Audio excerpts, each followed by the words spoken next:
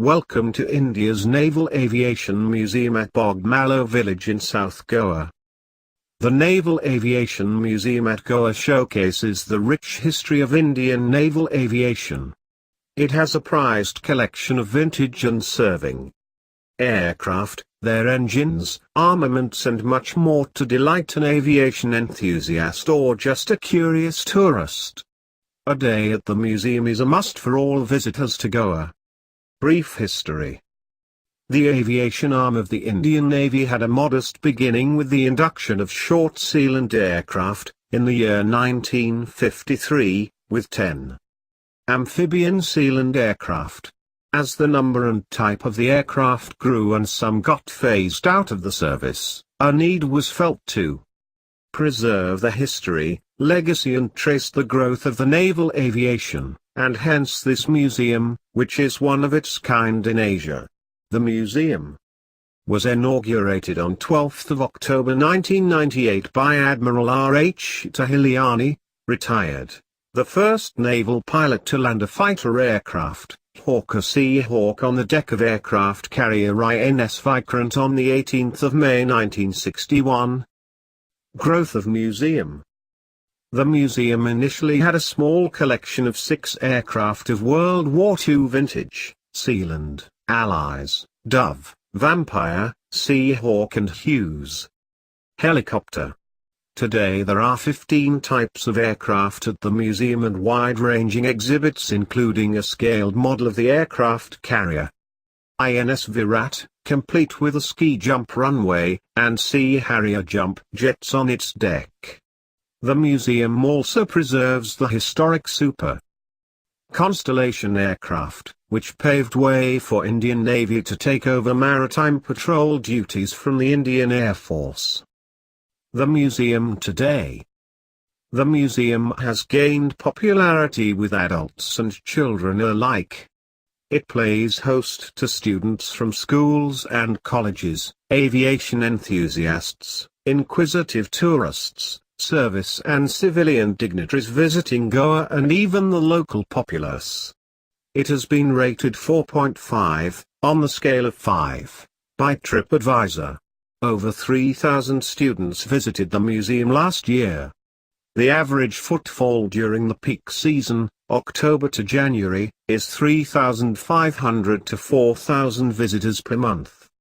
It would not be possible to describe in detail here the wealth of information at the museum except to say that if you are a historian, an aviation enthusiast, or just plain curious to learn more about naval aviation, be prepared to spend at least a few hours here.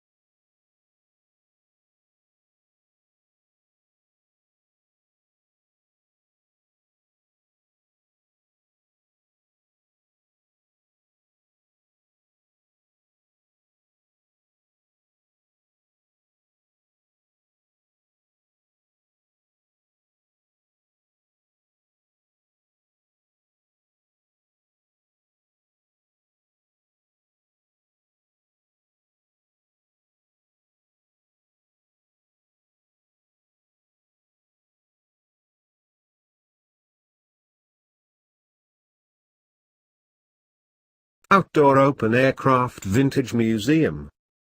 The outdoor exhibit is a huge park that visitors can walk through and see decommissioned aircraft that saw service with the Navy.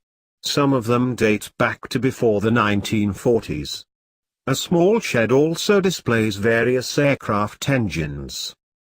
A total of 13 aircraft are on display. Short Sealand Mk2, IN-106 is the only surviving example in India and one of 3 known surviving Sealands in the world. The Sealand was the first aircraft type to be inducted after the establishment of the Directorate of Naval Aviation in 1953. They were phased out in 1965. Fairey Firefly TTMK-1, IN-112 is the sole surviving example in India of the British World War II-era carrier-borne fighter and anti-submarine aircraft that was acquired in May 55 for target towing purposes. HAL Height 2, BX-748. The Navy used the Height 2 primary trainers from 1956 to 1964. 5. The current example on display has EAF markings. De Havilland Vampire T-55, IN-149. The T-55 two-seater variant of the Vampire was procured in September 1957 to train naval airmen on jet aircraft before the Navy inducted its Seahawks. Hawker Seahawk FGA-Mk100, IN-234. The Seahawks entered service along with INS Vikrant, India's first aircraft carrier, and served for 2 decades before being replaced by the Sea Harriers. Breguet ALIZE, IN-202.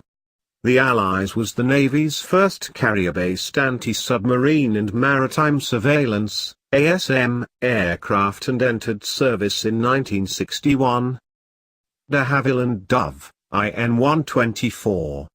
The Dove was procured from the Indian Air Force in 1965 to replace the Short Sealand that were being phased out.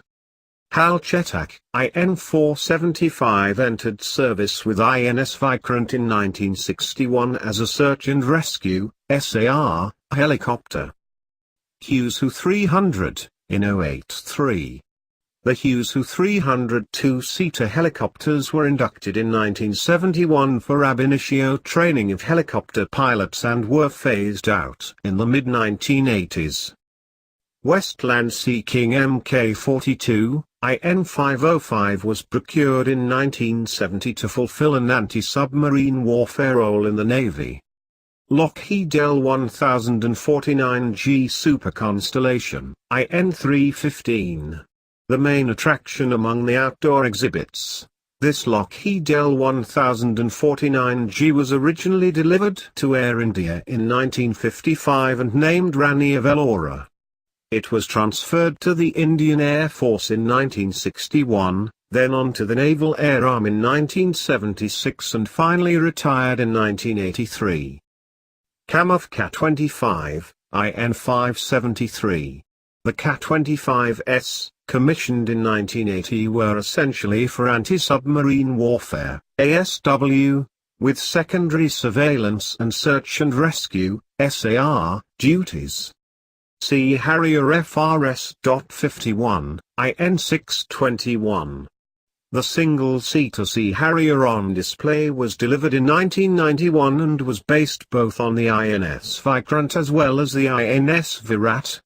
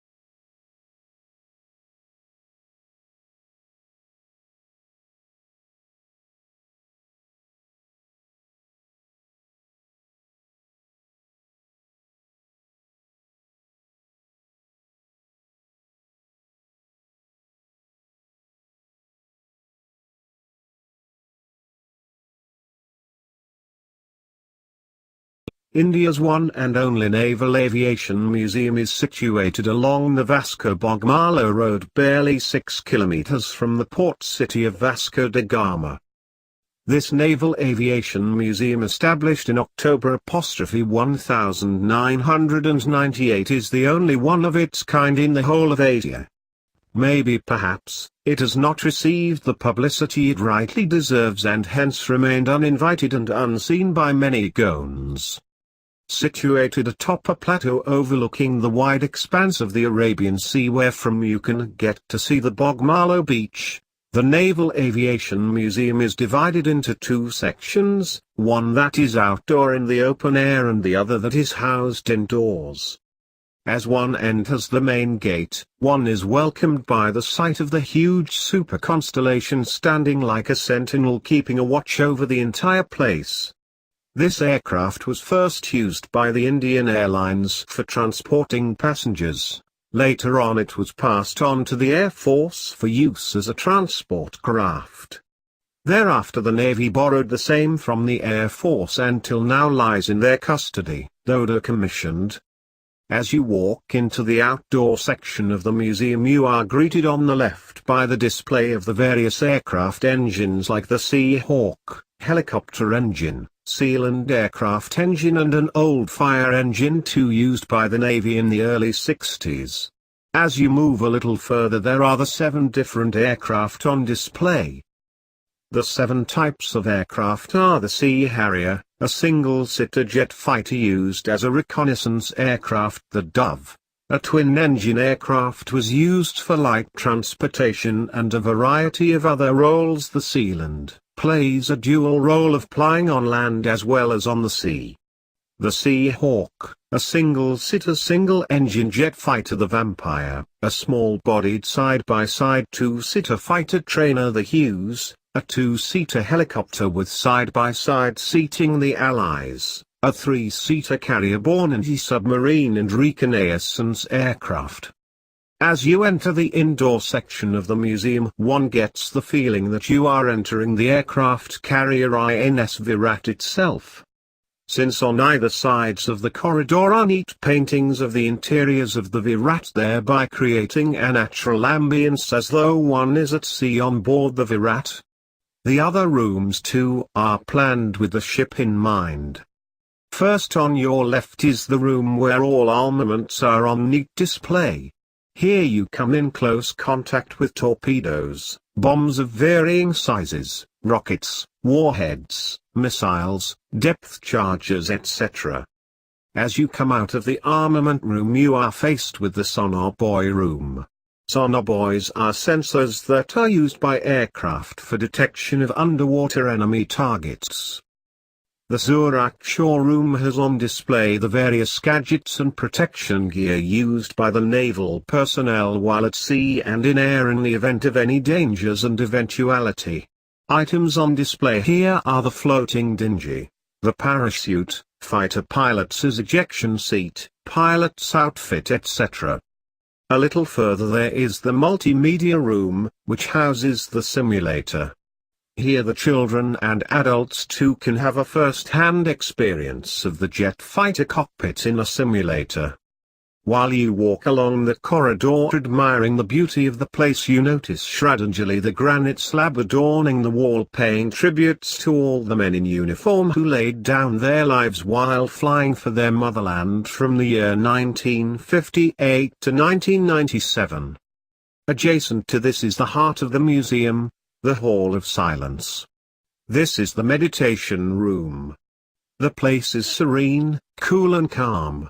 Richly done up in granite, a beautiful painting in blue color brightly lit adorns one wall. The bigger hall has the photo gallery where old photos are on display profiling the naval aviation history from 1959 onwards in pictures and footnotes.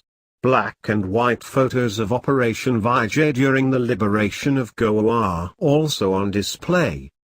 On your visit to the museum, do not forget to step into the small museum souvenir shop. It stocks various items from pens to keychains, leather wallets, and caps and t-shirts too, and pick up a memento or two to remind you of your visit to this beautiful landmark. The Naval Aviation Museum is worth going miles to see, for it's a source of knowledge and inspiration to youngsters to instill in them the love to join the defense forces. It is best to plan the visit to the museum in such a manner so as to wind it up with a picnic at the scenic picnic spot at Hollant Beach, just about 2 kilometers from this point. The museum remains open from 10:00 a.m. to 5:00 p.m. on all days except Mondays.